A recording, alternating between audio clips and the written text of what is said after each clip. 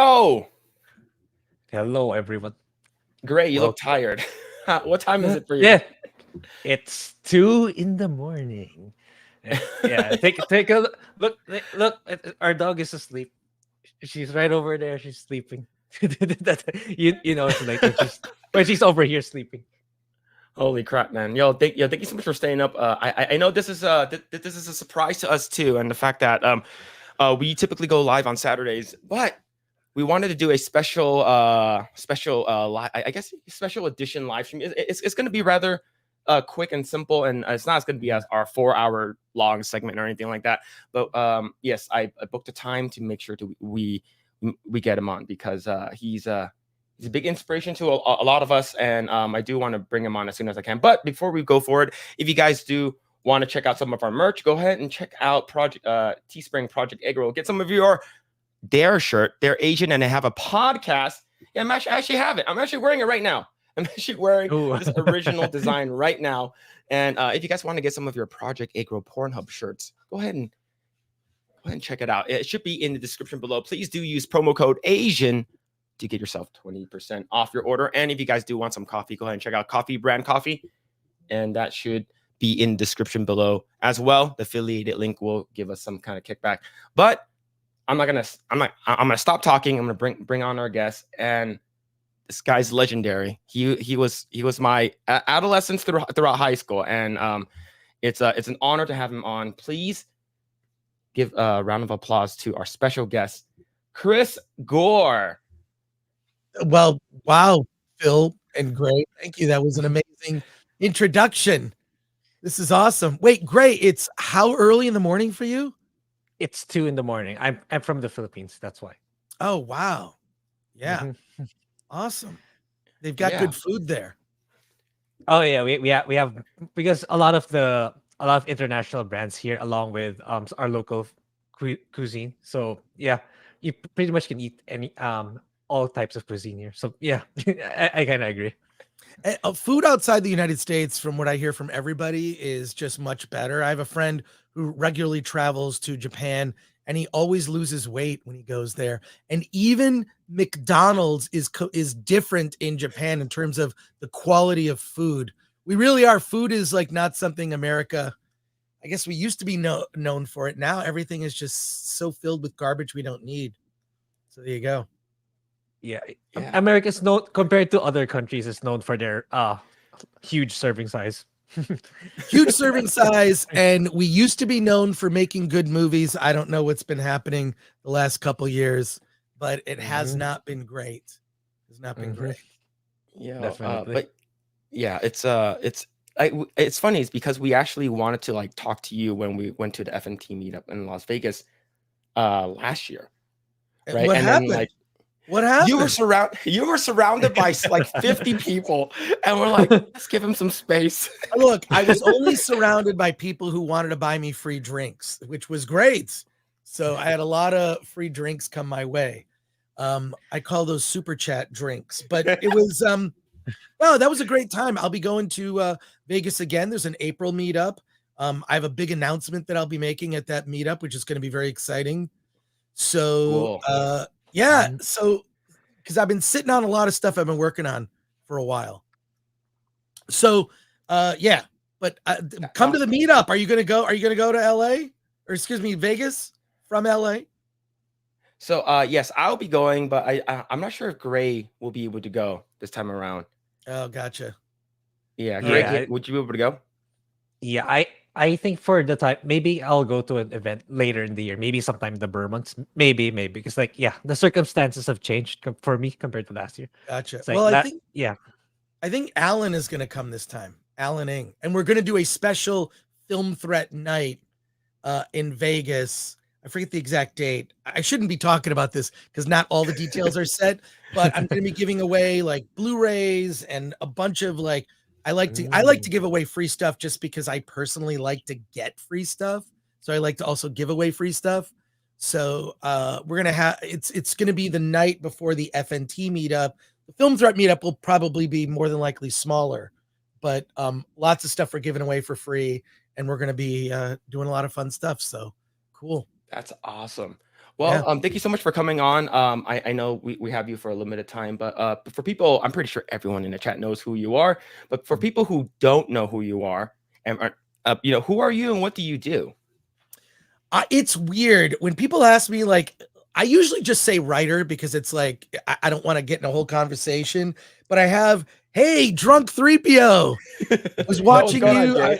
I watch Geeks G&G Daily. I watch in the morning. It's like while I'm getting my coffee and I'm kind of like half awake, I'm listening to the sounds of drunk 3PO and Ryan and Jeremy from Geeks and Gamers, and occasionally the Beardo. So yeah, hey, love you, Jay.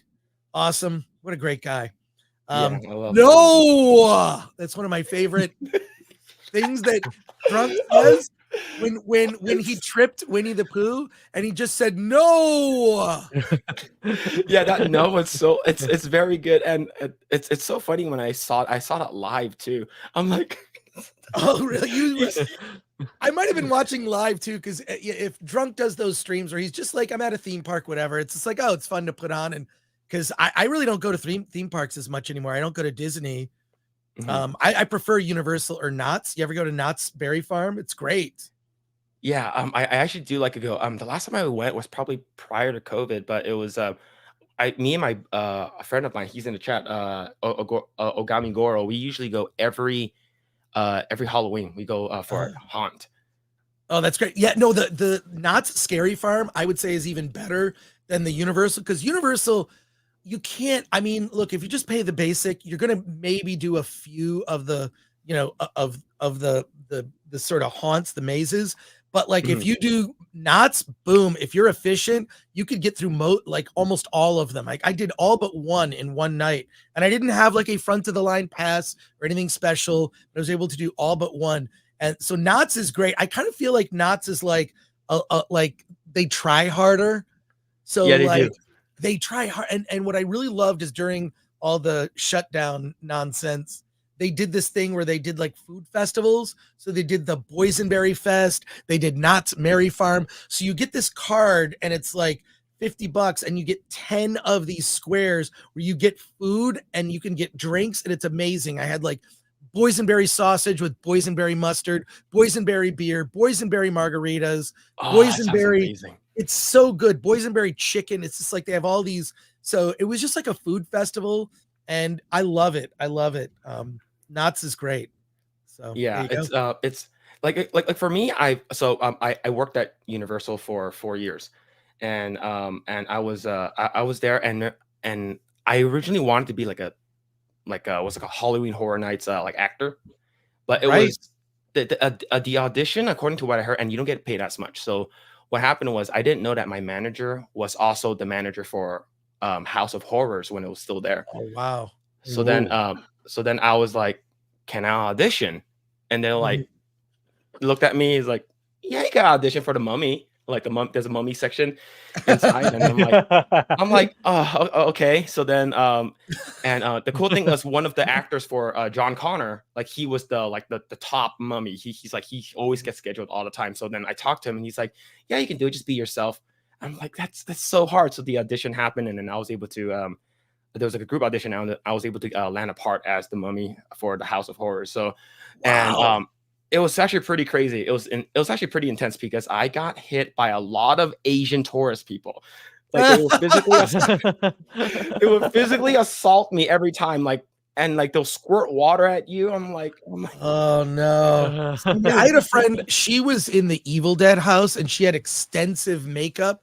And a lot of it is like actors that are kind of not working, and they like and they'll like, it's like, okay, well, I'm not doing a sitcom this season, I guess I'll just do horror nights for 2 months or so, and it's a blast. Like man, I love that like Halloween has slid further and further. Like I put up my Halloween decorations like September 30th, they're up for a month, right? Like, and so it's sliding more and more. You got the pumpkin spice at Starbucks. It's like that whole fall when holiday season starts. Oh wait, I see Drunk in the chat says, never been on my channel. Project Eggroll is killing the game and I love to see it. Drunk, I will be on your channel. But the thing is I like Jay, when it's just Jay on a Saturday. SaturJ is Saturday. SaturJ is so much fun. Jay sits there and just laughs at goofballs. And wow. Also, Jay, something I probably should private chat you about. A person that you have an issue with. A lot of people are coming to me that I have some interesting information. I'll DM you after this stream. Interesting info. So cool. But yeah, SaturJ is fun with his show. He's just so kind and generous to his viewers. I feel like I would just break the rhythm of the show. Jay alone is better. I mean, look, if people can watch Jay for 30 hours over the holidays doing nothing and not speaking, like him on a Saturday is great. I don't know. That was the best, like, the U-log video on YouTube.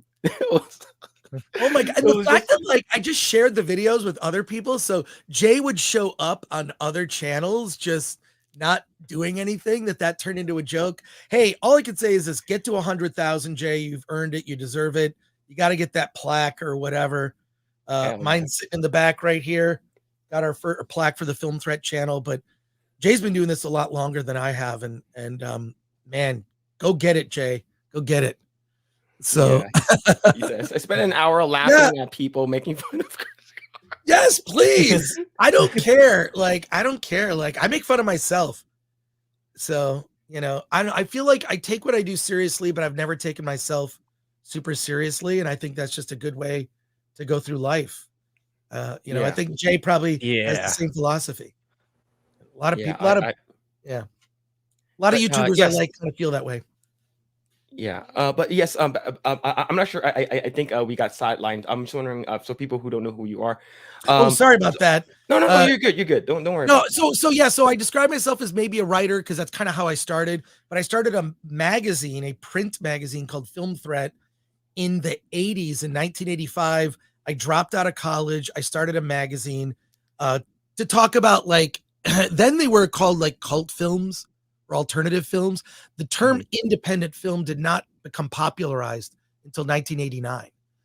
That's when Steven Soderbergh's movie Sex, Lies, and Videotape premiered at the United States Film Festival. Well, it used to be called the United States Film Festival, but the year his movie premiered, they changed the name to the Sundance Film Festival, which is now its own big whole thing. So Film Threat began like covering independent films, and that was kind of my trajectory, was magazines, but I was always obsessed with pop culture.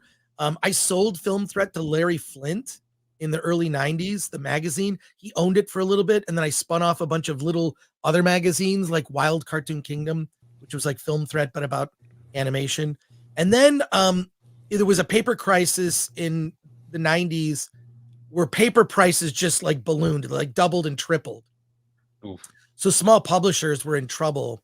So I turned Film Threat into a website in 1996. This is when it was like HTML. And we were one of like, one of like maybe 5 movie websites on the internet that was like IMDb, Film Threat, comingsoon.net, like all these like early movie websites. I don't know, it just sort of evolved from there. Now there are more movie websites that cover movies than there are movies being made in a year. And there are probably about maybe, I mean, if you include a lot of foreign films, like maybe like what, 20,000 movies made in a year or more. It's kind of crazy. So yeah, but I've always had a fascination with, here's the big mainstream movies. And I like those when they're good, but then there's, the smaller independent films. So I really come from like an independent film, independent artist, independent art versus corporate art, but I've also written books. I wrote a book called The 50 Greatest Movies Never Made. I wrote a book called, you can just look me up on Amazon. I wrote a book called The Ultimate Film Festival Survival Guide. So I have like what I would describe as a diversified career portfolio. And then I started doing TV in the late 90s, and each job kind of led to the next job. And I think part of it was because I just didn't care. So I would go to an audition and I would just be like, I have other stuff to do that's more important than this audition.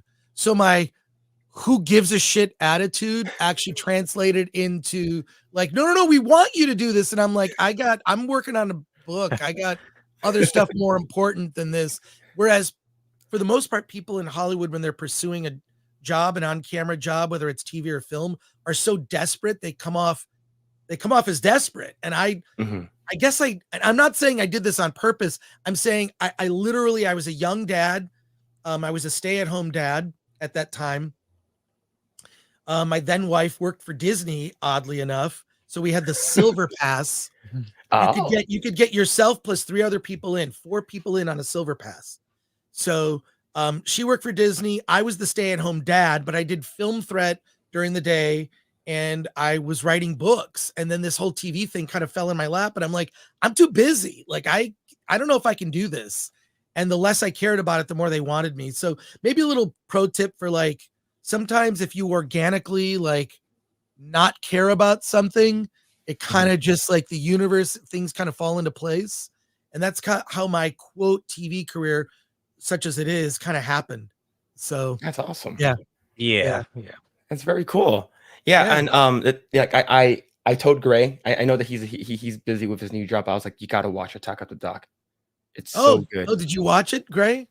Yeah, I just watched it before we went live, actually. But yeah. Oh, cool. Pretty sweet, pretty good. Yeah.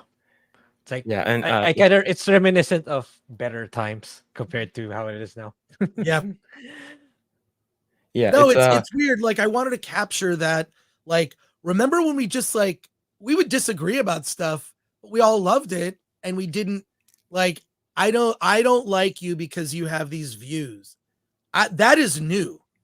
That is new. And that is the last, it's probably been happening for 10 years, but it's shocking to me. I don't understand it. I was always like, you know, especially when it was like a presidential election. It's like, well, the person I voted for didn't win, but that's all good. And now we're moving on.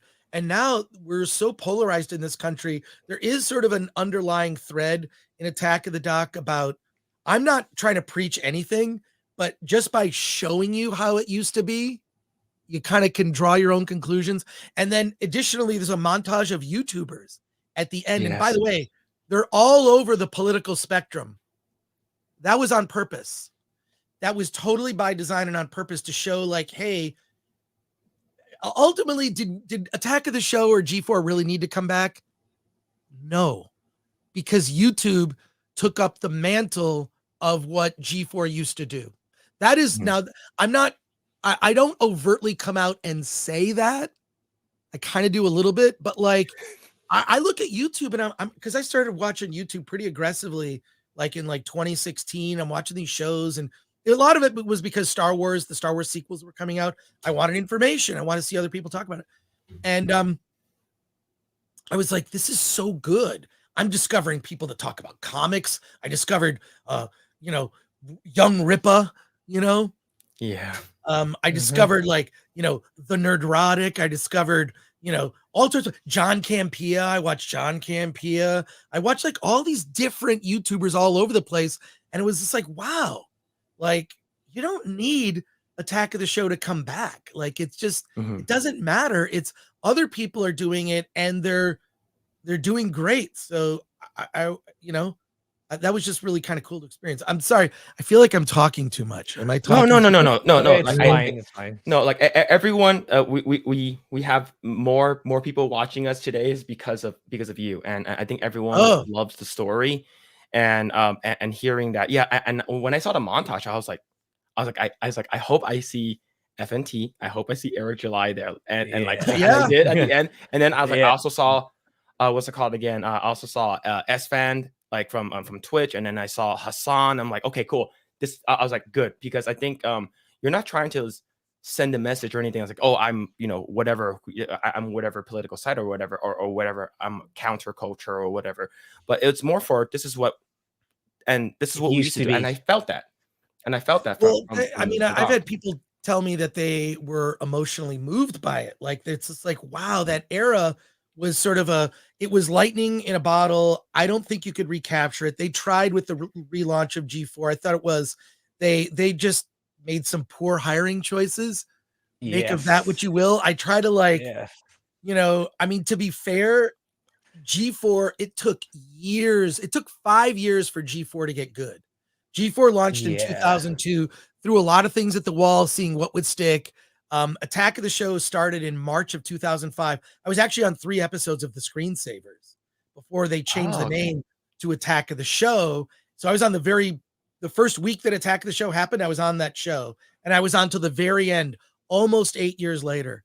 So it was just a couple months shy of 8 years, but like, it was just weird to see how it changed, how the culture changed. And, you know, it took 5 years from G4. It was like in 2007, I'm like, oh my God, the show's really good. Olivia's good. You've got people like Blair Butler and you know, Adam and Morgan. And just like, we were like, it's like, oh, wow. Like it's happening, right? Like this is, and it was cool. It was also the least money I ever made in TV, but it was the most freedom and the most fun I ever had. And it kind of tracked with, like, nerd culture was not mainstream. Yes. When the show, when G4 launched in 2002, nerd culture was still like, I'm going to hide these long boxes in my basement because I don't want people to know that I'm a nerd. And, you know, like, I was never shy, or I was never ashamed of being a nerd, but it wasn't something I talked about with other people. And frankly, I'm also like a nerd with like diversified tastes. Like, you know, I like the NFL. I like, you know, football. In fact, I don't know if you want to put me full screen for a second. I was going through my collection of sports. Oh, that's me. How do I? I have no idea how to do this. I have no idea. Click or just switch me. Just no. Okay. Wait. Go to the layout. You see the layout at the bottom? Yeah. Make it so one person is big, or just like click on me so I'm larger. Okay. I'm boomering this. I've never done this before. Okay. Wait. How do I do this again? It's all good. Shift. So I have one of my favorite sports trading cards. Do you guys recognize number 19 from the Jets? Okay. In the 80s, he saved the universe. Oh. It's Flash Gordon, folks. It's Flash Gordon. Yeah, Flash Gordon, this? Yeah. This is my collection of sports stuff. I have a trading card with stats for Flash Gordon. So there you go. This is a super nerdy. There we go. No, wait. Okay, here we go. I got it. A better look at that card. Do you see it? It's Flash Gordon, number 19, quarterback, New York Jets. And here's your Flash Gordon stats on the back of that card. So there you go. If you're into if you're into collecting trading cards. So there you go. That is there we go. That's amazing. You can see my Dune popcorn buckets in the background. There they are. Shai Halud. There you go. That is so cool. And yeah, I 100% agree with you. So when, you know, during high school, like I chat knows about this, where like all I cared about was I didn't care about grades. All I cared about was getting laid. And I was able to I guess it sounds crude, but I was able to bag myself a junior when I was a freshman. So everyone's like, oh, you know, Phil's got game and stuff like that. And I think I just got lucky. But she was, in a way, like ashamed of me, is because I was into the whole nerd culture as well. I loved playing video games. I had comics, and and during this time I really got into manga and anime. And then she was, I'll just say this. If you've ever seen the documentary Revenge of the Nerds, everyone knows that nerds got game. Because do you remember the big conflict in that when the hot girl, the unattainable hot girl, has sex with the nerd, and he's way more into it than the football player? Yeah, just go back and watch Revenge of the Nerds. It's not a documentary, but may as well be. Yeah. I love that movie. We got a there it is. We got Tom Berry Massa with the $50. It's Frank Gore. Whoa. Thank you, Tom Berry Massa. That's great. Wow, that's very generous. Thank you so much for that. You didn't have to do that. But okay, now I do want to. Another super chat came in. Yeah. Wait, I know this guy. Yo, Vagabundo. Thank you so much for the $5. Vagabundo Devon. Hey, Devon. I'm gonna see Devon. Actually, we were hanging out at Dragon Con in Atlanta. Oh, And I'll be there nice. again. I'll Mm. be there again. So I'll see you there, man. We have sort of a drinking crew that just hangs out, and all we do is just sort of stand in a certain place and just watch the cosplayers just walk right by. That Dragon Con is an underrated con. It's like nerdy Grae. It's so much fun. So Yeah, I heard about it. I actually always wanted to go. I think that I only heard about it once, and it's like, oh, we should. It's like it's not as crowded as the other cons, correct? no. It is crowded, but Okay. it's like, how do I describe Dragon Con? It's the most fun. Other cons is like, to me, San Diego Comic Con is like work. It's where I reconnect with people in the industry and whatnot. And like, but Dragon Con is drinking. You're literally drinking buckets of rum drinks that are like $15. Everyone's in weird cosplay. It's these 3 connected hotels. So you're moving from hotels. It's the most clever cosplay you'll ever see. I dressed as a Sandman from Logan's Run, Logan 5, with a blinking life clock. I can Awesome. post. I'll post a pic of that on the Twitter where I replied to your thing, just so everyone can see it. But That is amazing. I love Dragon Con, super fun. I'll be there again. I try to do panels, but I don't know that the people. It's weird. It's weird with relationships with cons. Some people like me and some people don't, and I don't care. But it is what it is. I think that's So- the way to live by. I think it's like I used to get hung up on like people What people liking say. me. Yeah. Yep. Mhm. Doesn't No, matter. I think we've reached a point where you can only be called a name of 600 times where it finally loses its meaning and it doesn't work anymore. And I feel like this is why there's a pushback against cancel culture, is that we're sick of it. Mhm. We're tired of it. It's disingenuous. The people doing the canceling don't even believe the ideas they're saying, or they are, in the case of Gina Carano, they're incredibly ill-informed Yep. and don't know 100%. what they're talking about. There's a really good video, I'm sure you saw it, of the college professor schooling this kid about J.K. Rowling being a, quote, she's a known transphobe. Well, why? Why is she? That professor, every person that's an idiot on social media needs to go through that. They need to be questioned. I always try to engage in good faith discussion and debate online, but invariably when someone has lost an argument, what ends up happening is it just gets into name calling.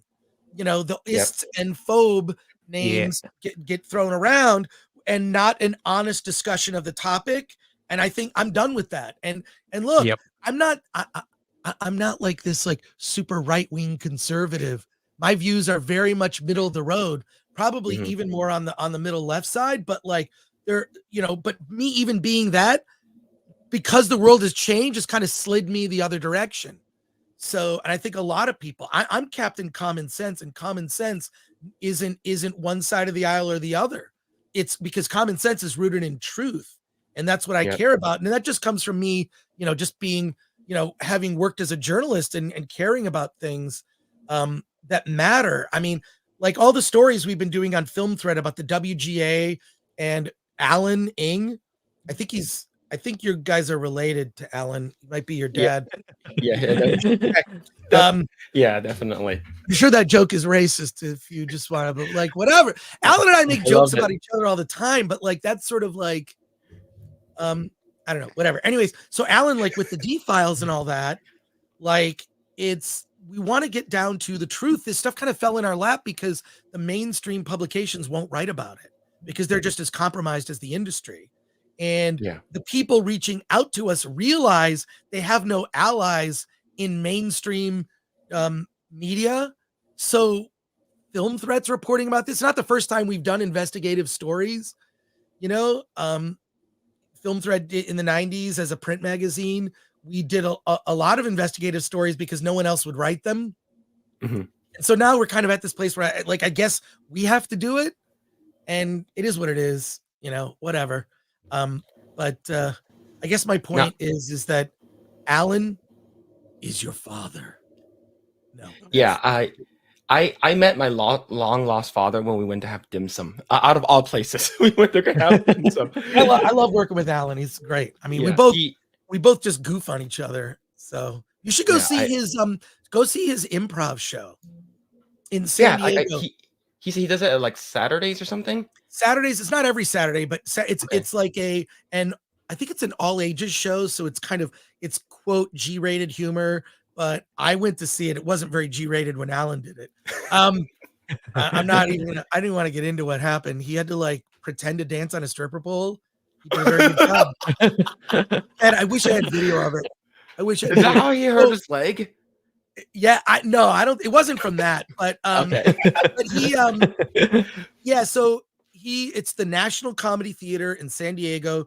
They have a website with a schedule, and you can kind of see when Allan performs. But Allan has a link tree.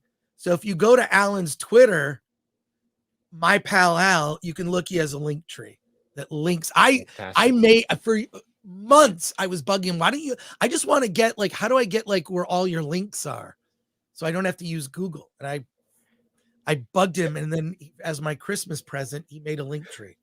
I'm not joking. We should probably do that too. Like I guess we have like 3 or 4 locations, but like I think it's a lot better. But I do want to ask you one question. Let's hear it. Ask me one question. Yeah, which one? Just one. How did Frank Gore came to be? Well, Drunk 3PO had a hand in that. I was this was it last year or 2 years? Whatever it was. Phil, do you legitimately do not know, or are you just? I heard some stories, but I wanna get it from Chris. I want to see how. Well, here's where how this evolved. So I was on FNT. I went to the Vegas meetup. Was right after that Friday. The Vegas meetup. The Vegas meetup that Friday, there was an episode of FNT, and it was a little awkward because we were all in a room around this conference table. So it was awkwardly kind of set up, and they kind of had this chair that was like a revolving chair that other people would sit in it. Like sometimes Ryan was sitting it and he would leave, and then Drunk 3PO Jay would sit in it. And then it's FNT is a free flowing conversation. It's different when everyone's in the same room. It's very different. But it was so much fun. And then in the midst of the conversation, Jay is like referencing something was said earlier. And it's like, who are you talking about, Jay? And he says, I'm talking about Frank Gore. Frank Gore. And Frank Gore. I said, are you talking about me? And everybody burst out laughing. They called me Frank through the whole thing. Frank Gore was in the chat, and it's never gone away. I tried to come up with a nickname for Jay. It did not stick at all. But yeah, no, it was just like Frank Gore. And then it's just like, well, Frank Gore is kind of my Vegas name. Then it evolved to like, because I like whenever I have hung out with X-Ray Girl. She likes to party. She likes to party. Yeah, and also drink a lot as well. I like to party. So we were in, I think it was Dallas for was it Anime Matsuri or was it something else? No, it was Dallas Fan Expo. There was another weird in-person FNT where everyone was in a living room around couches. And I went out like before. I said, we should get some drinks or whatever. And I came back and I had like 3 cases of White Claw. And I said to X-Ray Girl, I said, I got your text. Did I get enough White Claw for you? And I totally made it like that. It was her idea. Of course, I threw her under the bus. I said, I got what you wanted. She was laughing. And of course she was drinking it. We were all drinking it, like whatever. It's like, it's just like, let's not go to a bar. Let's just all hang out at the condo that Gary, or the Airbnb that Gary had rented. And it was just like fun. So Frank Gore is like my party name. So, and it stuck. But X-Ray Girl, she almost outdrank the Critical Drinker. Oh, really? Which I think I'm going to be on Critical. I am going to be on Critical Drinker in like 2.5 hours, 3 hours, whatever it is, whenever Drinker show is on. So that's awesome. Yeah. It's I because I heard about the story, and then I'm like, Frank Gore. I'm like, who's that? Right? Blame Jay. Blame Jay. Yeah. Yeah, Phil, because Yeah. right after our event, when I was taking the plane home, so I was watching the FNT stream recorded. That's when I Uh-huh. saw it. Jay mentioned it. It's right after when we met in Vegas. I mean, Oh, it's utterly ridiculous. I Yeah, it was know really it's funny. ridiculous, but it's super fun. It's super fun. You know, I'll take it. I'll take the name, whatever. Whenever I show up, it's like Frank Gore in the chat. It's like, all right, I'll take it. that's You know, not the amazing. worst nickname. Not the Now, but Frank Gore is an actual okay. To be clear, I know why Drunk was confused because Frank Gore is a running back or used to be on the San Francisco 49ers. So there you go. okay. Oh, Oh, okay, that makes sense now. That makes sense. Yeah, the Tom Brady monster. You mean that the Frank Gore that played on the 49ers? Yeah. Yes, correct. On the 49ers. So that's where I'm trying to decipher how Jay's brain works. I don't even know if Jay knows how his brain works. That's awesome. Now, Yeah. how did you meet my dad? How did I meet Allan? Oh my God. I met Allan I was on a podcast and I think it was called like the 5 Things That Changed My Life. And Allan was an engineer. It was this guy, Lauren Kling, who's a friend of mine. And he's like, I'm starting a new podcast. I want you to be my guest. They have you on. It's like the 5 things that changed your life. So you have to have like, you come in with like 5 moments. They ask you about it, right? And you talk about it. It get really intense. So Allan was the engineer there. So I met him. It might have been like 2014, 2015. And then a couple years later, I ran into Allan at this event for Futurama. It was like in 2017. And my friend Lauren introduced, it's like, oh, you know Allan. He was the engineer at this podcast. And I was like, oh, I'm looking for writers for Film Threat. I had relaunched and redesigned Film Threat in 2017. This was after a Kickstarter. I did one that failed and then one that succeeded. That's kind of how Kickstarter goes. But I relaunched Film Threat and completely redesigned the website. We redid the database, changed a lot of stuff, and I needed writers. And I said, hey, do you want to write some reviews for Film Threat? We kind of came up with a process, and his reviews are really good. They were really good. And Allan's taste is very broad and eclectic. Mm-hmm. So, I mean, that was like, so I met him as the engineer on this podcast. Then we, started working together as a writer. And then, we inevitably, with anyone I work with, I generally become friends with them just because, that's just, I don't know. That's just how it works sometimes. Mm-hmm. But yeah, we but like, that was like, and now, so we worked together since 2017. So it's going on like 7 years of, working on Film Threat, and, it's grown. We didn't really know what we were doing on YouTube at the very beginning. Like Allan did reviews on YouTube, and he did it with a female co-host, Zoriana Kit. And then I did interviews with filmmakers, and we'd post our videos and they'd get like 50 views. And I'd be like, I don't know that people care what we're doing. I think we're kind of just throwing stuff at the wall in terms of videos, and it's not working. I said, here's what we're going to do. This was like maybe 2-3 years ago. I said, we're just going to do 2 live streams a week. That's it. We'll do one live stream. We talk about news. The other live stream, we review movies, but we review it together. So we get your opinion and my opinion. And if, neither of us, if you've seen the movie and I haven't, then you just give me your review. And that's kind of how it started. It just grew organically. So, and then a lot of jokes, kind of we kind of developed a rapport. But yeah, I don't know. It wasn't like we met and fell in love. It was like a thing of like, it was like we met and then casually and then we saw that we like had a lot of like common views on things. And then we were both dads. I didn't know any of this when I first met him. So it's just like, oh, like you kind of like little by little get to know someone. He's like a Disney fan. I like Disney, at least at the time. But Allan's knowledge of Disney, he's a Disney scholar. He's gone to like this Disney animation program. He's like read tons of books. He's been to the like Walt Disney Museum. He's visited like Walt Disney's home. Like he's like, which is like this historic place. Like he is a Disney super fan. So when you see someone like Allan turn on Disney, and when we were doing live streams back in the day, people accused Allan of being a Disney shill. They did. Like, he goes to D23 every year and gets a press pass and gets like, like he's a super fan. So when he did that, it's not like he liked giving Wish a bad review. He saw the dramatic drop in quality and talked about it. That video blew up. Yeah, and there was a lot of people.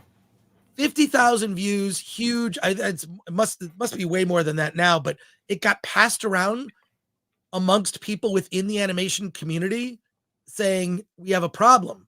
And this guy nails what the problem is.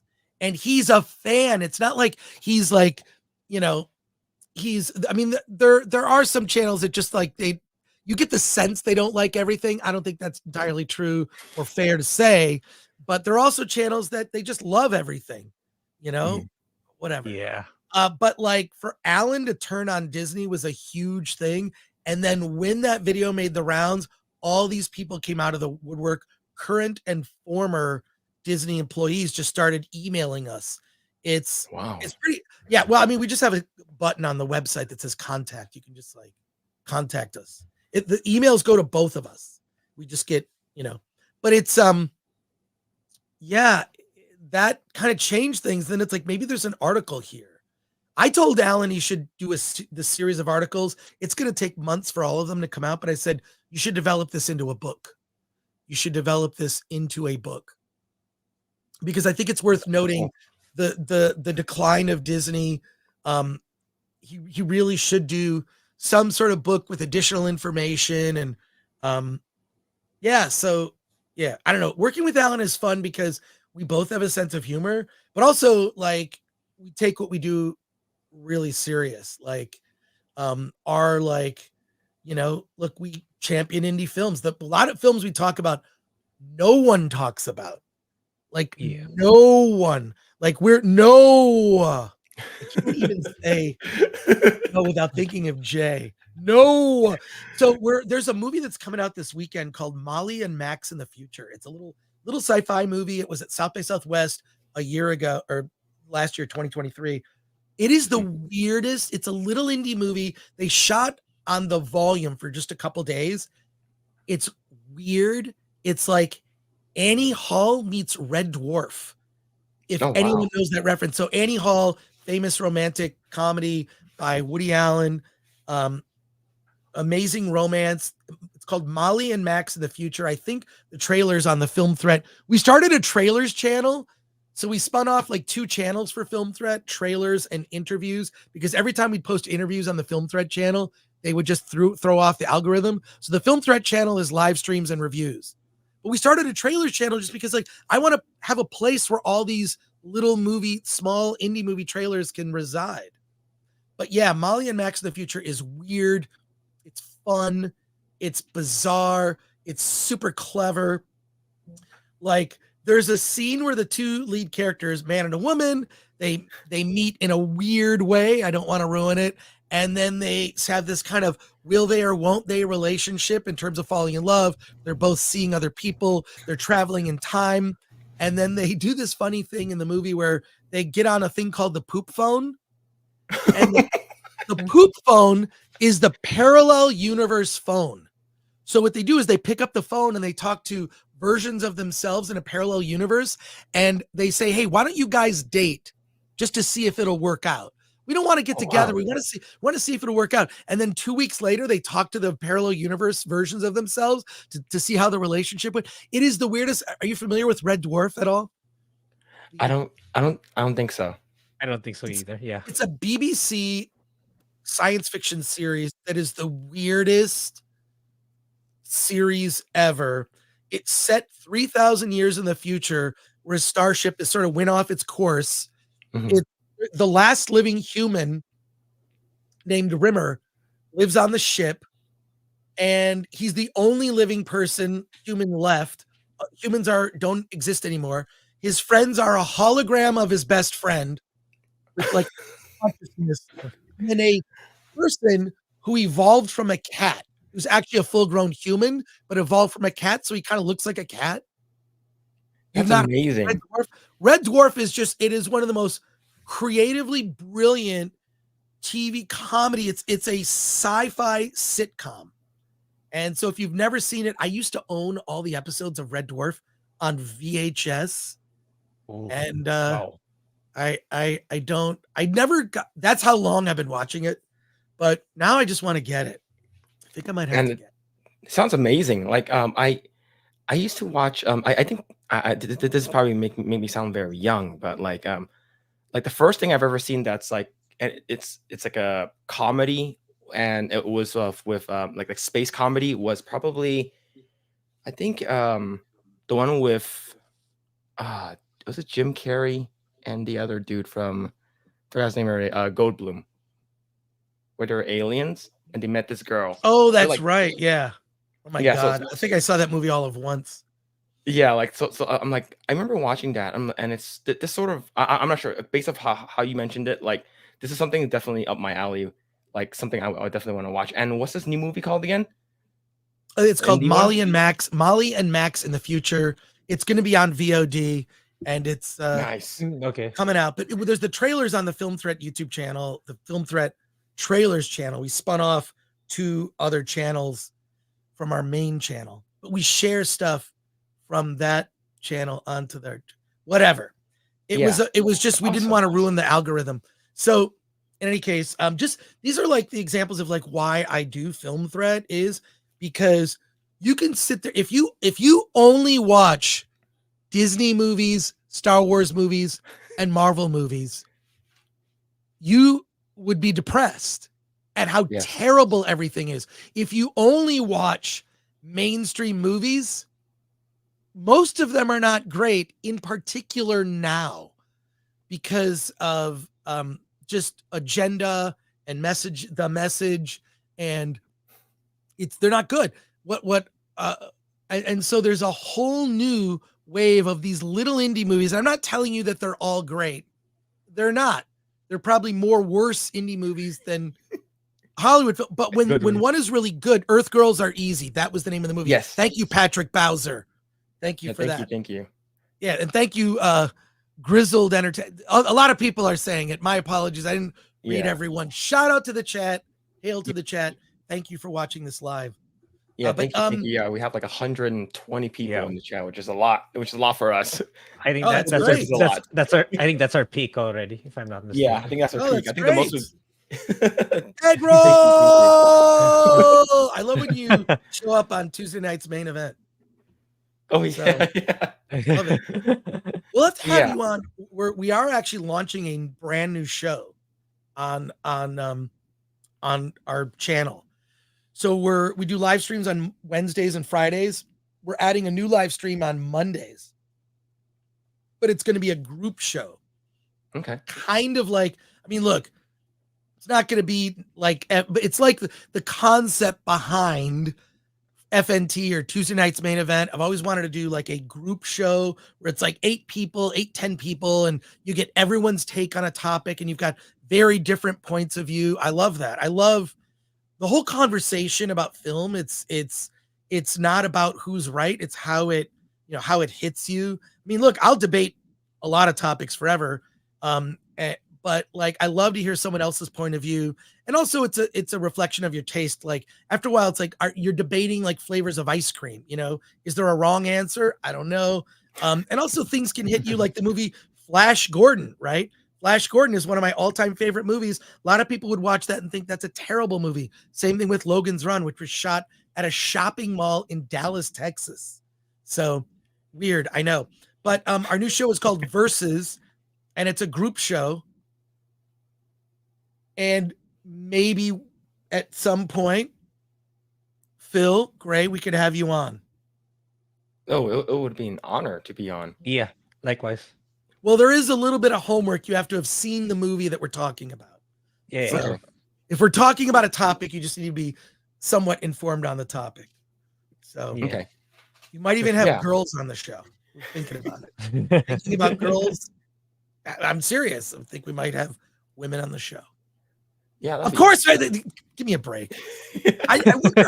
Friends, like I've always been like a guy that just like, I mean, I got sent to the office. Hey, Edwin, gifted 5 project Eggroll memberships. Yo, That's thank you so much, awesome. Edwin. Thank you. Yeah. So, yeah. Yo, There thank you you so go, much for that. Edwin. Thank you. Yo, thank you so much for the gifted membership, man. Edwin, you didn't have to do that, but yo, thank you. Yeah, thank you everyone that's hanging out in the chat. I think this is we've reached 134 viewers, which is our highest, Insane. which is That's insane. a lot for us. Yeah, That's great. I love but, it. I did retweet it, so but yeah, it's thank you so much for that. that helped. But it's yeah, so we're doing a new group show, and I just want to get like lots of various points of view. I know that, like, for example, Dante James from Verbal Riot Show, Paulie from Latino Nice. Slant will be on there. A lot of people. So just going to be a different group of people, and then we'll have other guests on. Maybe just depends. But yeah, so that's before the end of February. We're going to launch that new show. Awesome, I'm super fantastic. excited. Yeah.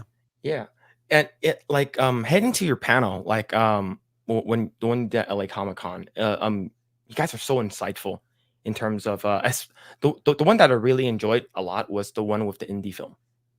Oh, And, thank you for that. Yeah, it's like it wasn't love that as one. first of all, it was packed. It didn't get as many views on the on the YouTube, but I think it's just important. Like everybody, especially people who've done projects, and everyone on that panel had done projects, and you try to give practical, real world advice. So, that's what it's really about. Because I feel like here's what I've always felt about the world of giving advice about making movies. There's this whole contingent that's like, go for your dream. You should go for your dream. You should go to Hollywood and just go for your dream. And that's what you need to do. That's called inspiration. And you need maybe 10% of that. And I kind of feel like if you don't have actual real world information, it's useless. It's like saying, hey, here's enough rope. You can just go and, well, I don't want to say you could end yourself. But like, I feel like if you just get like, like these go for your dream type of language, constantly being bombarded with that, it's not enough. You need practical information. So any panel I've ever done, I always try to make sure, like, here's the website that you should go. Oh, do you want to do casting? Sign up for IMDb Pro. You can get the phone number for Tom Hanks' agent. I'm not making that up. That's you can actually find out if you want to cast. Also, there's a website called SAG Indie. You want to hire a SAG actor at a certain level. Holy, oh no! Crap. No. Oh, Jay. Yo, Drunk 3PO with the $100 super chat. What the heck? Here's 100 for over 100 people watching. I remember when you only had 3 people in the chat. I'm so proud of you guys. Holy, amazing, absolutely amazing. No, you gotta say this thing. Absolutely amazing. Yeah, absolutely amazing. Absolutely amazing. That's a holy Jay. crap. How is Jay Jay is so likable. He's got this kind heart. If he was in the Wizard of Oz, he would play the Tin Man. Okay, Jay, new cosplay for you. You got to play the Tin Man because he is he's just, there's something about him, which is he's when you watch like Tuesday Night's Main Event or other shows that he's on, he just is so like, he'll just laugh. He just has a very positive attitude, and I appreciate that. More of that in the world. Yeah, thank you so much for that. You didn't have to, Jay. Thank you so much, Jay. Thank you. But yeah, he's gonna be going live on High Tea in like a couple minutes. But right. Yeah, your story about like how like the panel, like people who are on the panel, right, and the line was so long, people didn't have, like it. Like, yeah, we didn't get asking questions. I think we got through most people, but it was like, and one of the guys, the filmmaker from Talk to Me, was there. One of the brothers, he was in that guy started as a YouTuber. Okay, those brothers started as YouTubers, just making crazy videos, and also they got demonetized and banned a bunch of times because some of their videos were too gory and over the top. Whatever. I say just put a label on it, and then people can do whatever they want. Who cares? But like whatever, like, so he was actually there because they were promoting that there's a sequel, or is it a sequel or a prequel to Talk to Me? In any case, that was so amazing to have him there. And I just like to give practical advice. Like, how do I get distribution for my movie? I would recommend, how Attack of the Dot got distribution. IndieRights.com. If you go to IndieRights.com, there's a woman named Linda Nelson. She runs the company. The distribution contract is on the website. The deliverables document is on the website. It's a simple 80-20 split gross. So 80% of the revenue that comes in from digital sales goes to the filmmaker. 20% goes to their company. They pay you quarterly every month. You get a document that shows you not only how much money you made, how much money all the movies they represent make. Oh, wow. And it's transparency. It's also not the only place. There's a company called Film Hub. So when I'm on a panel like that, I'm like, what do you need? You need filmmakers get stuck. I need money. Well, you probably don't need as much money as you think you need. I need this. Like, I try to answer every question. SAG Indie, that's how you hire SAG actors. There's a SAG Indie contract. You can hire an actor from SAG if you use one of their SAG Indie contracts, which is a low budget, a contract for movies that are low budget.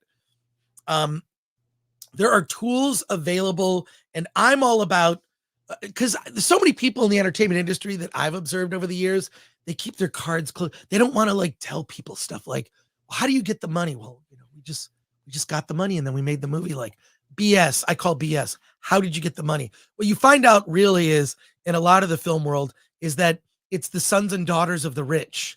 It's a lot of trust fund kids that have their movies funded by the vast sums of money that their family has. At least that was my experience going to Sundance. I always thought that everyone was Kevin Smith. I sold my comic collection. I put everything on credit cards. I raised $30,000. I made Clerks. It got into Sundance. Kevin Smith story, legit story. He found a way to get the money to make a 16 millimeter black and white movie that launched his entire career. So, but not every, that's rare these days, but there's enough information out there. There's enough information out there that there should be a revolution in indie film, a revolution in all of these areas. And I want to see it happen. And I just want, like, I want to share the info. I don't keep secrets about that stuff. Here's the info. Here's how I did it. You know, you can do it too.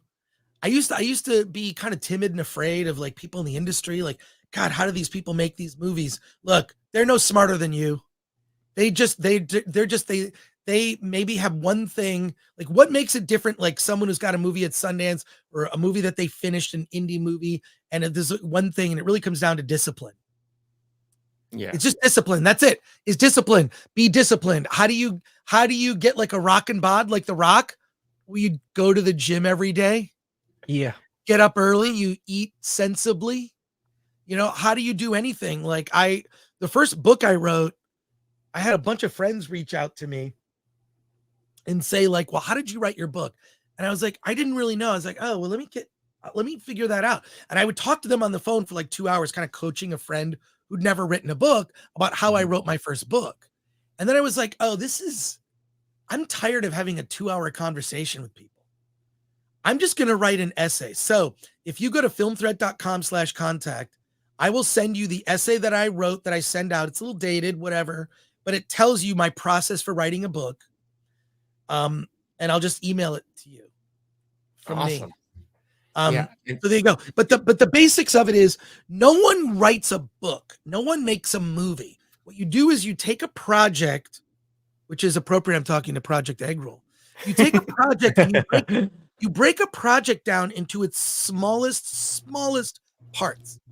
You don't write a book. You write 1,000 words a day. What's 1,000 words? 1,000 words is probably your average Facebook rant when somebody is pissed off, which is why I don't really post a lot on Facebook. So my recommendation is get up at 5 a.m., sit in front of a computer for 3 hours. I write a very detailed outline. Whenever I do anything, I write a detailed outline. My outline is anywhere between 10 pages, 30, 40 pages. I take one small piece. Here's one sentence. And I sit there for 3 hours. And if I end up with 500 words, cool. Sometimes I end up with 3,000 words. I get on a roll. I call it getting in the zone. This isn't an original thought. A lot of people talk about, athletes talk about getting in the zone. writers talk about getting in the zone. When you're in the zone, it's like you're kind of half in your sort of dream world head, and another half you're like sort of conscious. So you're not allowing all your insecurities to stop you. That's editing. There's another really good book about creativity that I would recommend called Catching the Big Fish. It's about creativity. It's written by David Lynch, and it's about transcendental meditation. It's about how you get in this zone where you capture and find good ideas that are out in the universe, that are kind of in your head, or they're in the zeitgeist, and you can tap into that through meditation. So Catching the Big Fish is a great book just about creativity, and then discipline.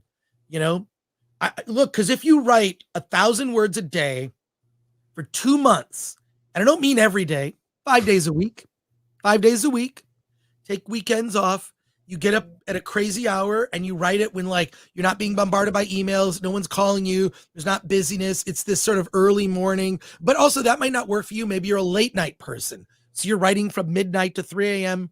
Whatever works for you. Your process is your process. The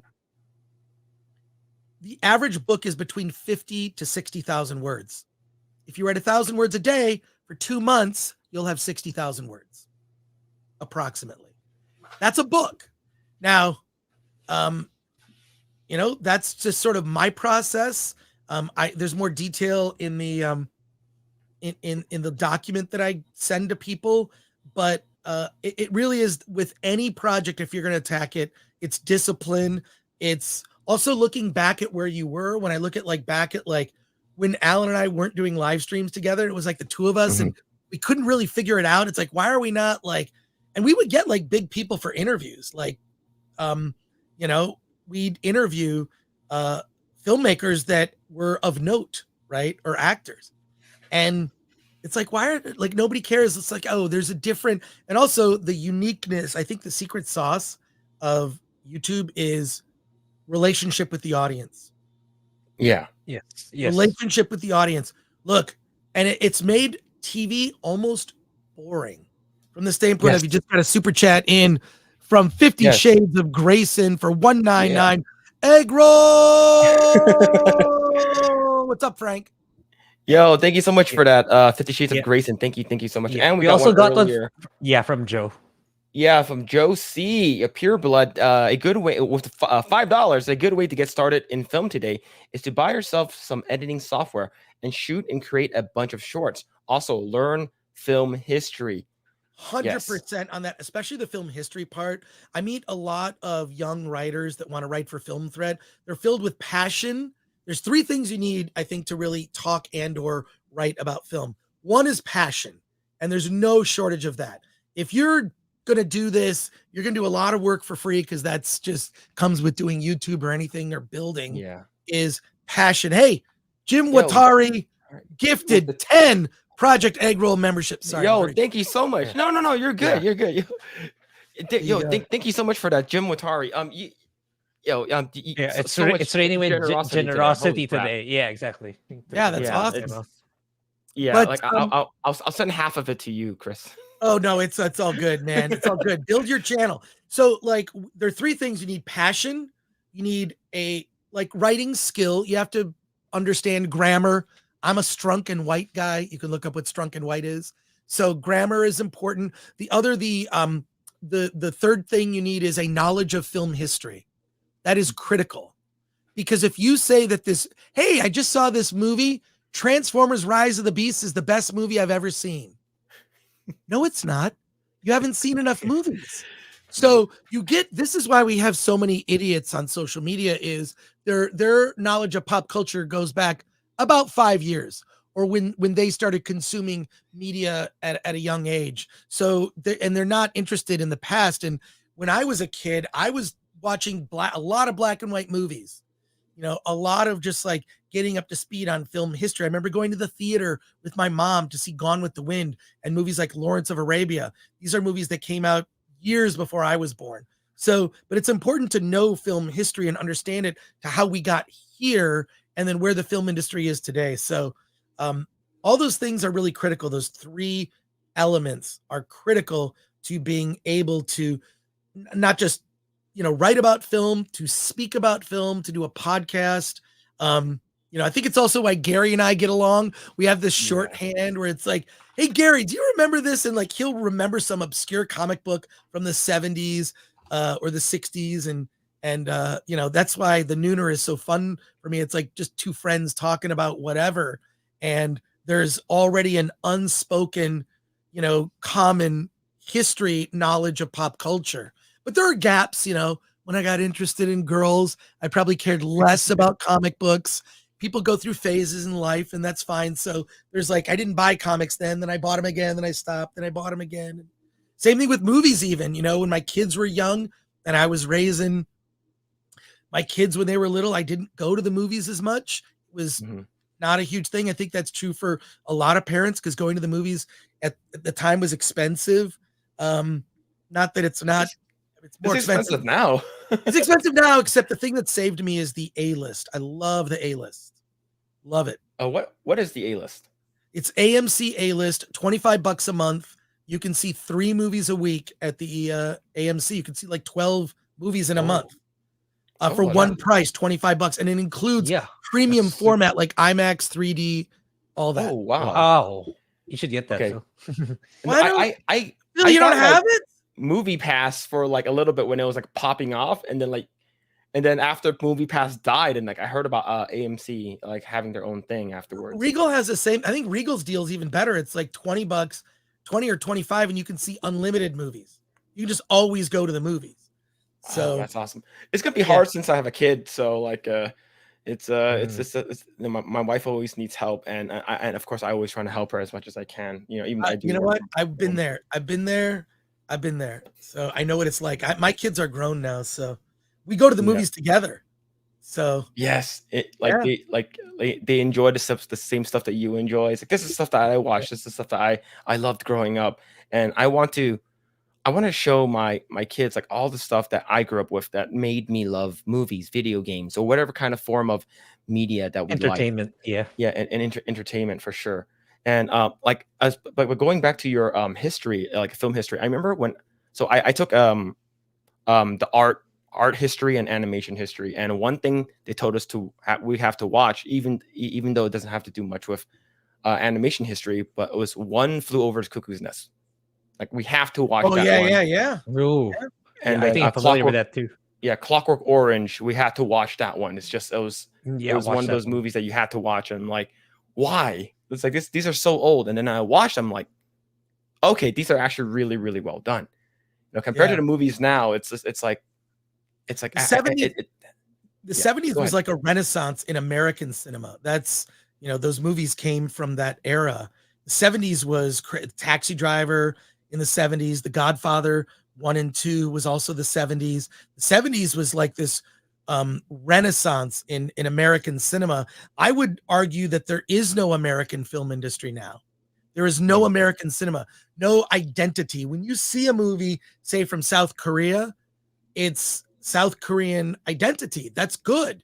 It's interesting to get like even like TV shows and stuff. I don't know if you've watched Extraordinary Attorney Woo on Netflix. I love that show. It's a legal drama about a young woman who's an attorney, and she has autism.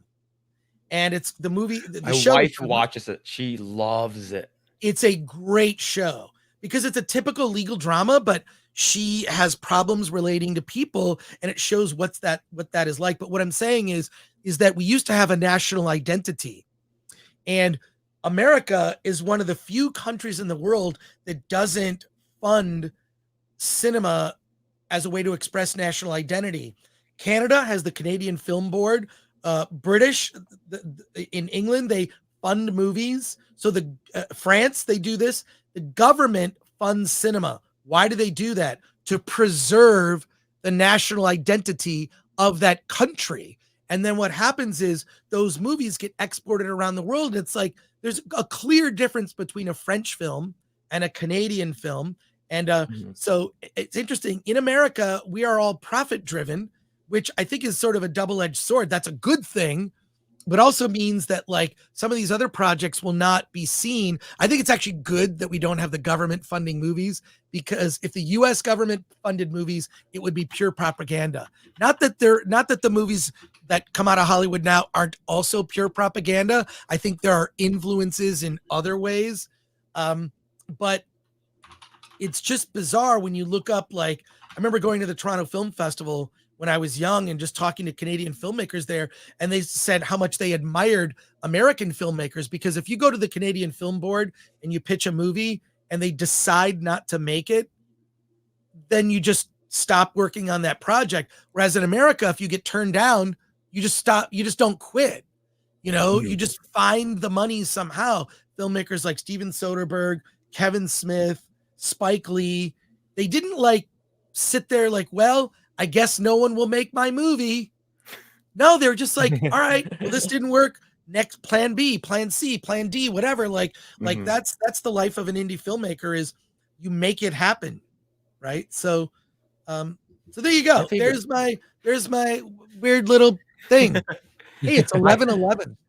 Yeah, like do let me know if you need to leave. I know that our time is limited. I know you're a super busy guy, but one big thing that I thought was really interesting was when you mentioned the guy who made Blood and Honey. Yes, and it's not a very good movie. Yeah, but there's a part two. I can't sit here and tell you that it's a great film. Okay, it's awful. But this was made before the Winnie the Pooh rights was about to fall into public domain. So it was shot then. And the minute it was public domain, it was released. They knew the guidelines of what they could and could not do with those characters. So they could not look like the Disney characters. And I saw it in a theater with a packed audience howling. It was 100% sold out, because it was part of a Fathom event. They've already announced that they're making a sequel to it. That movie was made for $60,000. Also, another film, Terrifier 2, that movie was made through a Kickstarter. It was made for $250,000. It made over $10 million at the box office, and it was released through Fathom Events. It kept playing at AMC theaters. It is amazing. So all I'm saying is there is a pathway for indie filmmakers to get in the industry if they make something that has an audience. That's why tapping into like the zeitgeist, or what are people feeling right now, is really important. It's really important to tap into that. Yeah, and I 100% agree. I think indie film, like, we're going to see a surge of it, and we're all here to see it. I think like seeing indie films and even like YouTubers who've gone, it wasn't like Lights Out was originally like a YouTube thing, and then it became a movie. Yeah, it's a lot of really things. okay. Yeah, a lot. Like that movie Talk to Me, which I think is probably one of the best, if not the best, horror films of last year. Talk to Me, look it up. Like it's amazing. But like I think there can be a resurgence. But one, it's about convincing people it's possible. Two, looking at these other movies that are indie that succeed, and like, well, why did they succeed?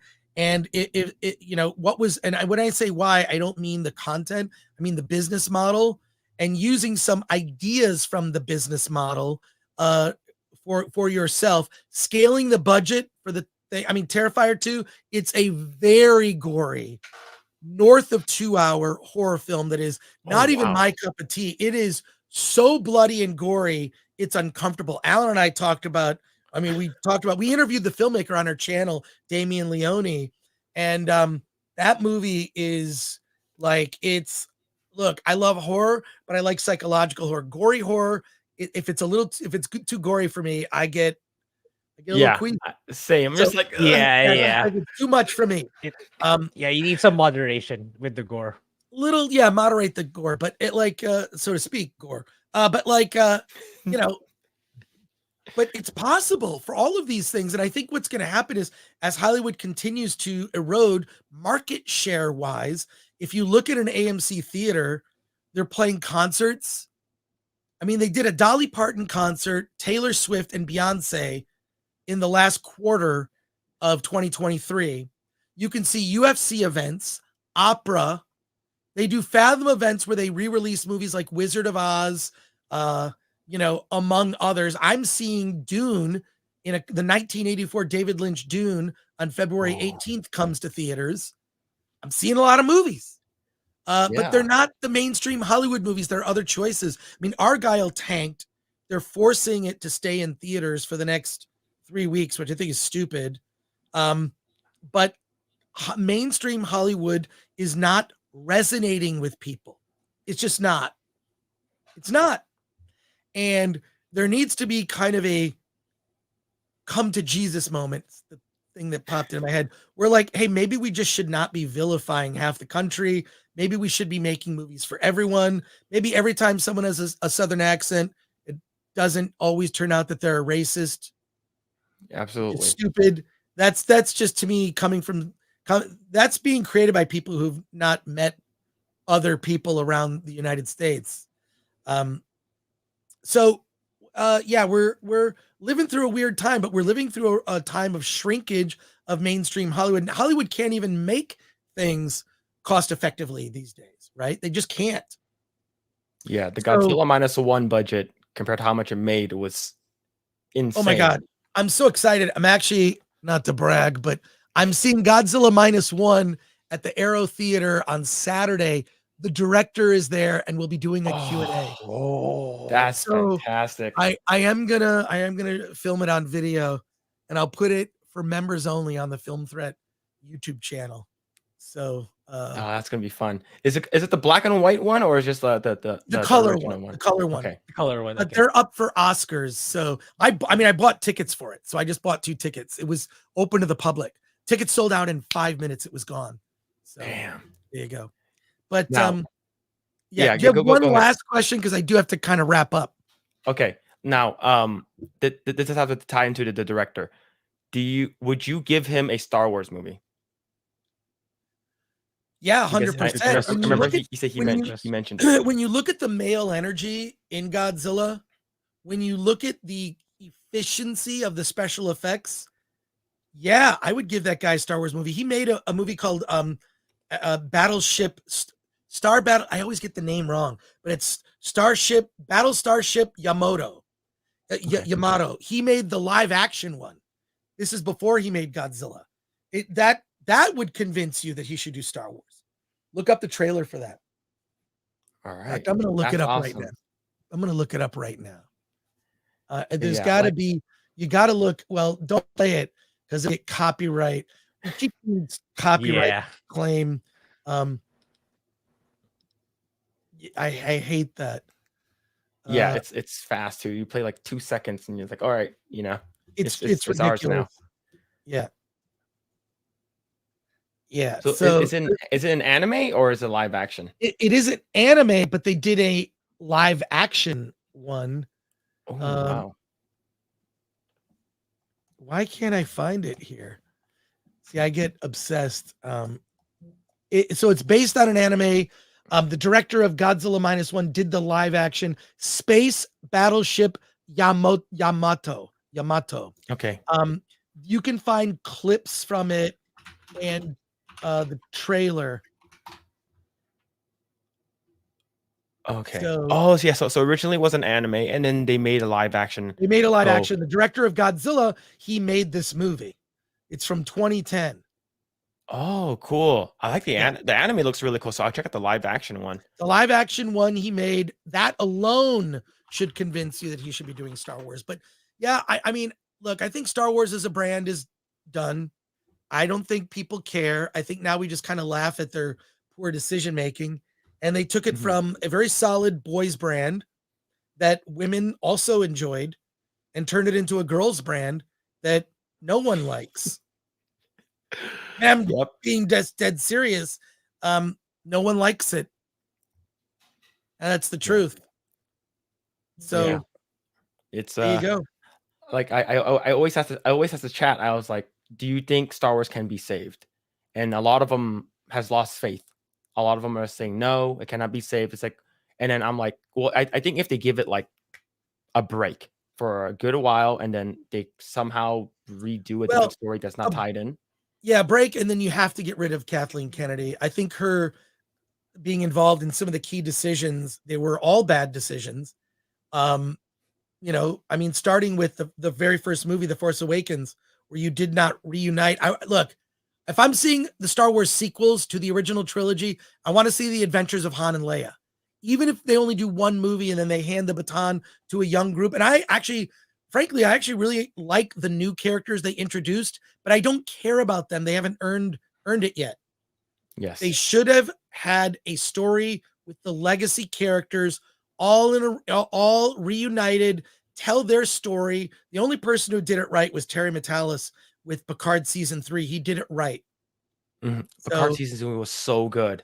So good. That's how so good. Yep. That's how you honor the legacy, and then you also introduce new characters. They introduce a whole new starship with a new crew, and you really like all of them.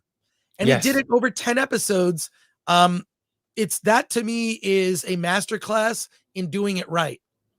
And I don't know that people recognize in the industry what the reaction was from fans, but there you go. Unfortunately, I gotta get going, Phil. Thank you so much, Chris, for coming on.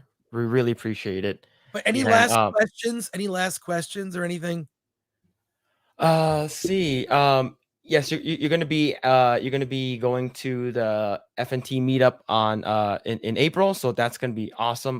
Does chat have any question for Mr. Chris Gore? So like I'll be at the FNT meetup in April in Vegas. I'm gonna be on Critical Drinker in like less than 2 hours. I'm gonna be at Godzilla -1 this weekend at the Aero Theater. I don't know, maybe we'll sit next to each other if you're happen to get tickets. But look, I'm a movie nerd, always have been. So I feel fortunate where I live that I can go to all these retrospective screenings and whatnot. I just want to thank the people on YouTube who support the Film Threat YouTube channel. Come by if you throw us a sub. Yes, and the Film Threat. Yeah, and Project Eggroll. Let's get Project Eggroll to 100,000. I'm an all ships rise guy. I want to help out and just like anything I can do to get. And Phil and Grae, love to have you on the show, on our new show. Yeah, absolutely. Yeah, it will be an honor to be on your new show for sure. Cool. All right. Yeah. Take care, everyone. You should stay on and talk to the chat. Yeah, we'll talk to the chat for a little bit. I know Grae is probably falling asleep because it's like almost. It's like oh no! Sorry, Grae. Sorry, Grae. It's fine. I knew this would happen. Anyways, take care, everyone. Thanks a lot, and see you on the YouTubes. Yes, for sure. Thank you again. Later. Yes, that was awesome. Go ahead and sub to Chris Gore. Film Threat. Yeah, Chris Gore's of I believe Nagarnaw has been dropping off the links both in I'm pretty sure all 115 viewers. Yeah, like we got to like 140, almost 150, but holy crap. Like I'm sorry I haven't been reading the chat. I know we usually do, but the thing is I know that we have a short limited time with Chris. And we want to make sure I'm sure many of the people tuning in wanted to hear what Chris had to say, especially when he got to the how to begin filmmaking. So yeah, we just let him be. Yeah, but yes, thank you so much for all and Jim Watara, thank you so much for becoming a new member as well. Thank you for that. But holy crap, we've been getting a lot of generous folks that are in the chat right now. And with all the super chats and the memberships and the donos, thank you so much for that. Thank you so much. Yes. Yeah. And but yes, what's it called again? Yes. I'm gonna be headed to myself. I know Grae might not be able to, but we're gonna be going to the FNT meetup in Vegas in April, so you guys will be able to see us there. But yes, Chris, getting Chris Gore on was.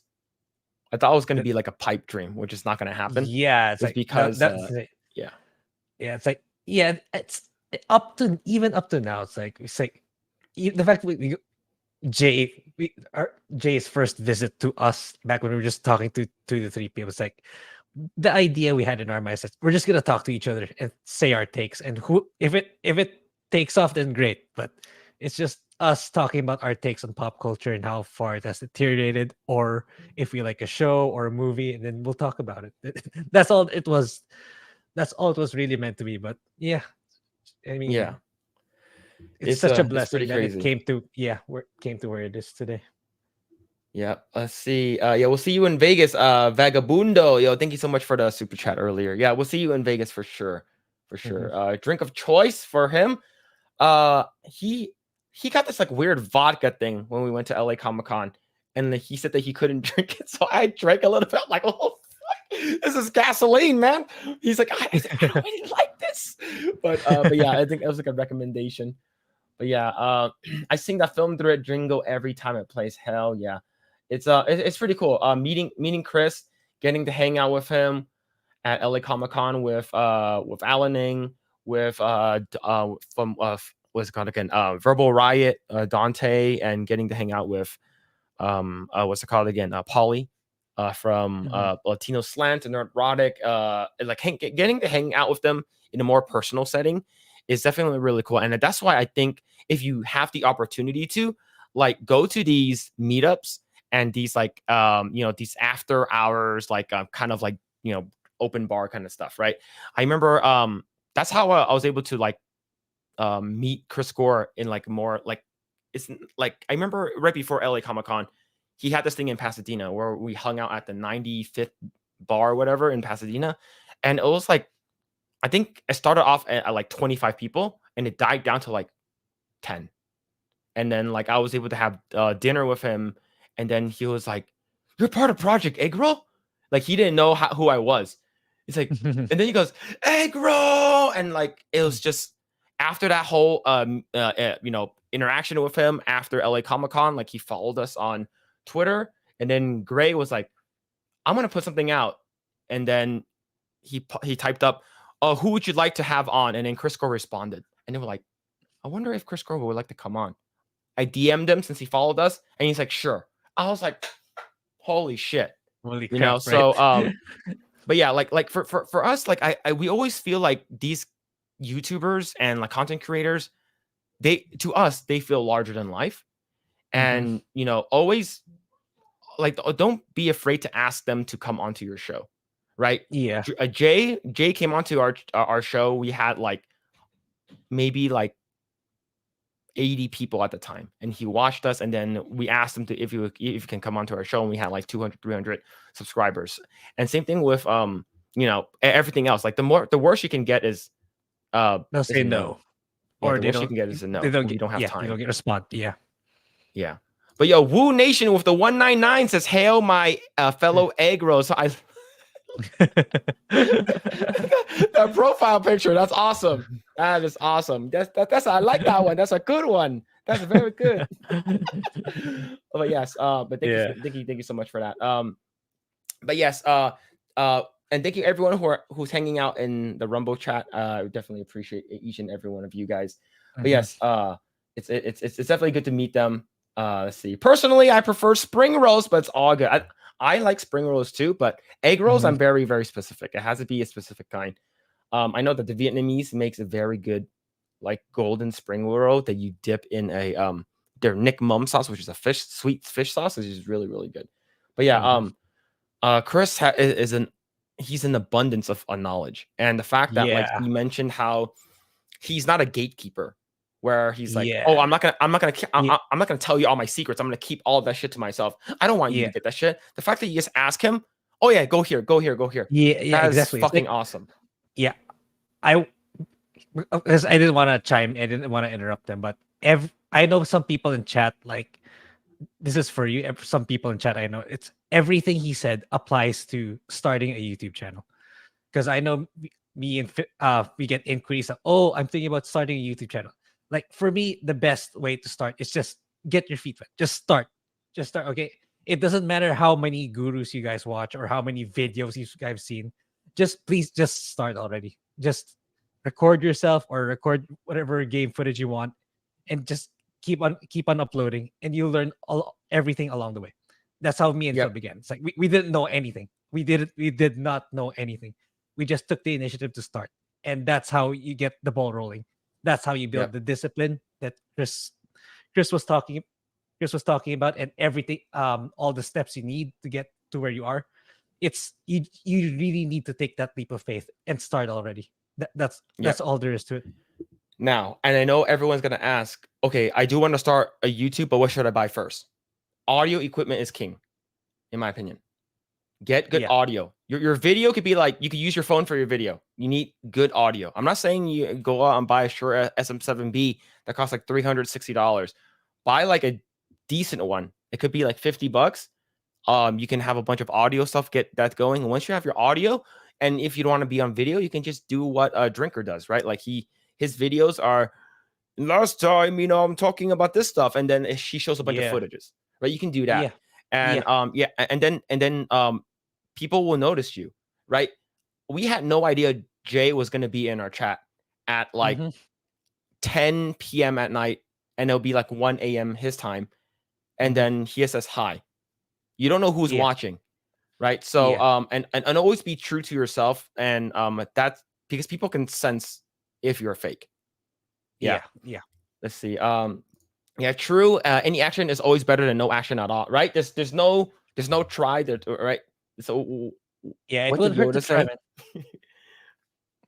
Right. Let's see. Jose Taco says, I want to stream, but my wife will find out how big of a nerd I am. Just do it. Just do it. Just do it. Like, if your wife is, you guys are married, she should know. She should know your likes and dislikes are. Now, if you're into that hentai stuff, just tell her it's art. Oh shit. You see, I'm supposed to do my first live stream later today on Friends channel. Yo, that's gonna be awesome, dude. Negronal, you guys are gonna knock it out. You guys are gonna be fucking awesome. See, Calvateno says it would be interesting if Phil and Grae interviewed a creator of Lumpia and Lumpia 2 movies. Wait, are those actual movies? I do not know. Let's see. Phones these days do great with videos, with apps. You can use them as webcams. Yeah, that's when I first started streaming. I started streaming on Twitch first, just for video game. Like, I use my phone because I had nothing else. It's so accessible now. But the thing is, it's so hard to convince people to get started. I know there's a silent majority in chat that want to get into YouTube, but I try to tell them, please just start. Just start. It doesn't matter how shitty your content is. Just start. Yeah, like, everyone started somewhere, and the thing is that like if you think about it, like Gary, everyone else, like on the platform, they've been doing this for 10 years plus now. Like, like almost 10 years or 10 years plus.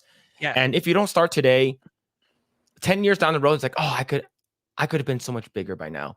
Whatever. I'm not saying that we're big at all. This is just from our small, like, we have like 3,000 subscribers, which is like more than I thought that we were gonna get in the year. Even in my personal channel, it's pretty insane to me that I went over 100 subs just organically, just making videos about JRPGs, because I really love JRPGs. You can see that in my videos.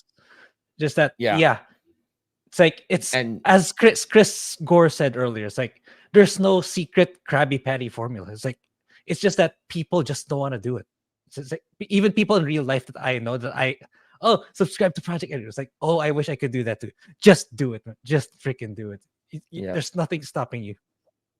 Yeah, let's see. Vinzinger says, I want to ask you guys about how do you guys feel about shared universe superhero stories, battle royale stories, killer monster stories, kaiju stories, and mecha stories, and serial killer anthologies. I think that's fine if it's done correctly, right? Like, if you're talking about like a show or anything like that. I think if it's interesting and it's fun, you can have like a worlds collide kind of thing. And you just need to be careful nowadays, because given how much mainstream Hollywood has overused the multiverse angle, so you need to you do it with some nuance if you're gonna go for that kind of story.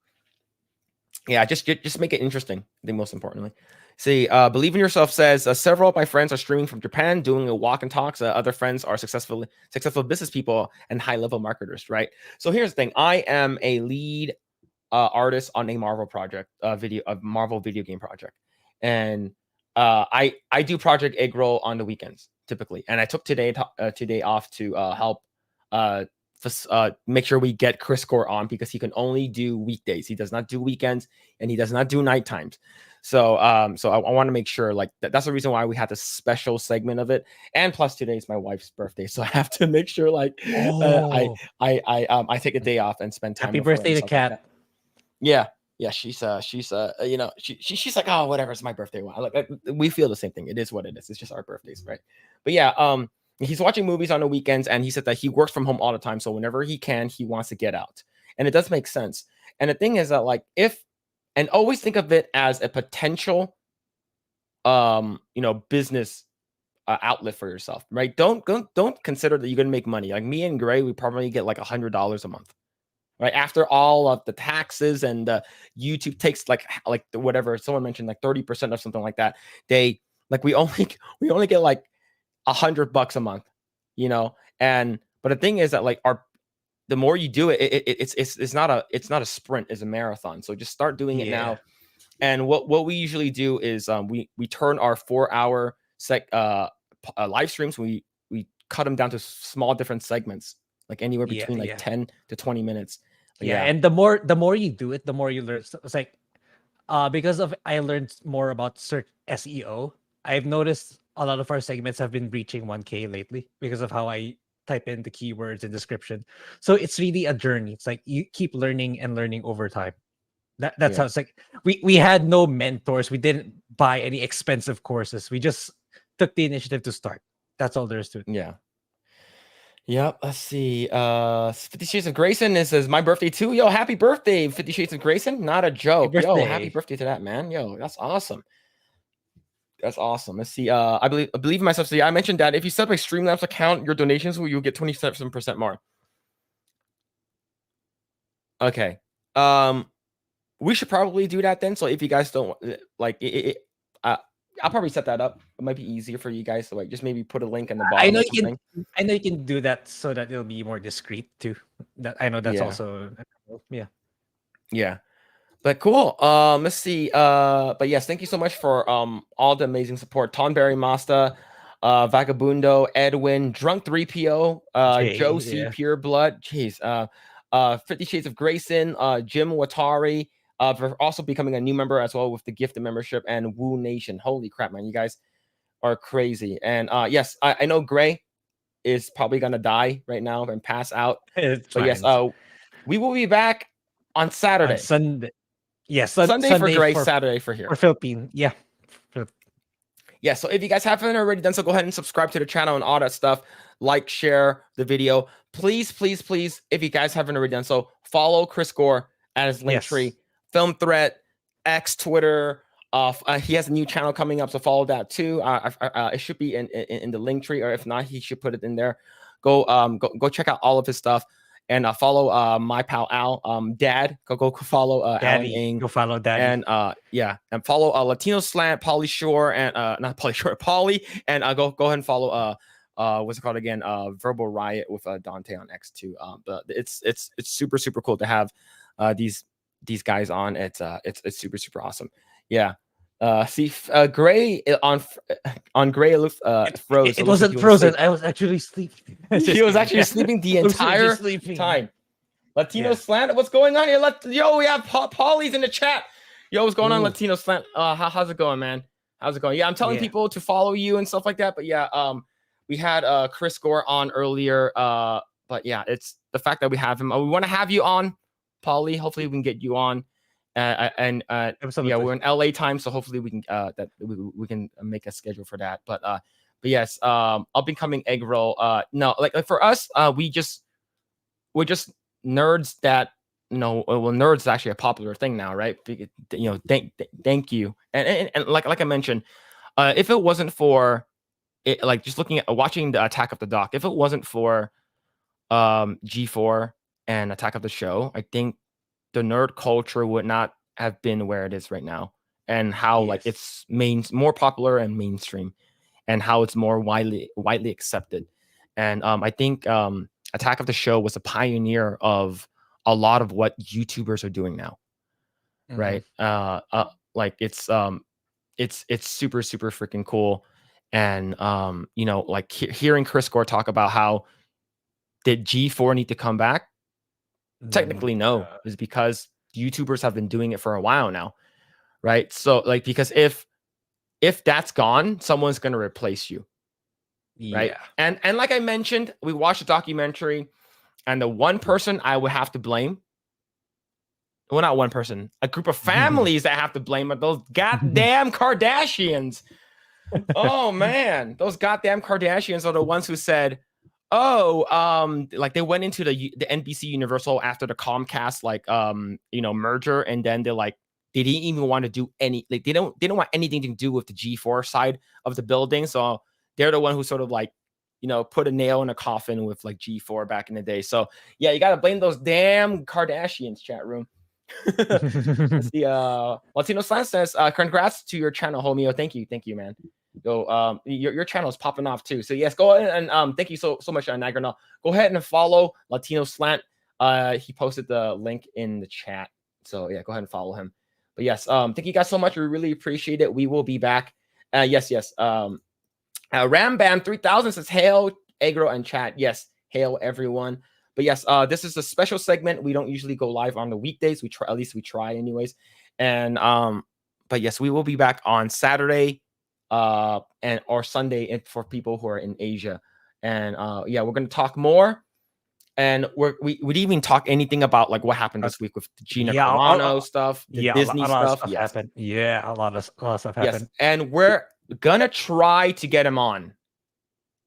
It's a maybe. He said that it's a maybe.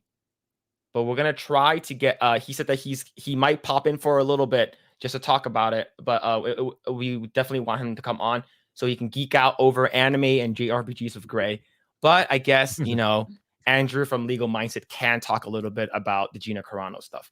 So yes, thank you guys so much. We really appreciate it. We will be back on Saturday. Thank you guys so much for all the support. Go ahead and jump over to High Tea. I think they're still on right now. Go ahead and jump over to High Tea. Check out Jay and Fear the Beardo. Go ahead and check them out. I believe they are still. Let me check if they're still alive. Yeah, please go. I'm about to hit go. Yeah. Grae's about to fall down on the ground. Let's see. Yeah, he's still on. Go ahead and check out High Tea. Go. With Jay. They're still on right now, and they're talking about MegaCon and meetups and stuff like that. And I believe he's working on Achromatic Chronicles. Go ahead and jump over to High Tea. So I'll go ahead and link. Yeah, they're still live right now. So I'll go ahead and share the link. Go ahead and jump over to High Tea. Here we go. Go ahead and check out High Tea, guys. All right. Thank you, everyone. We'll see you guys on Saturday. Thank you guys for all the support, and take care of yourself. Yes, we'll see you Saturday. Take care. Bye-bye. Yeah. Bye-bye. I have no idea how to rate it, but yes, let's go. Bye-bye.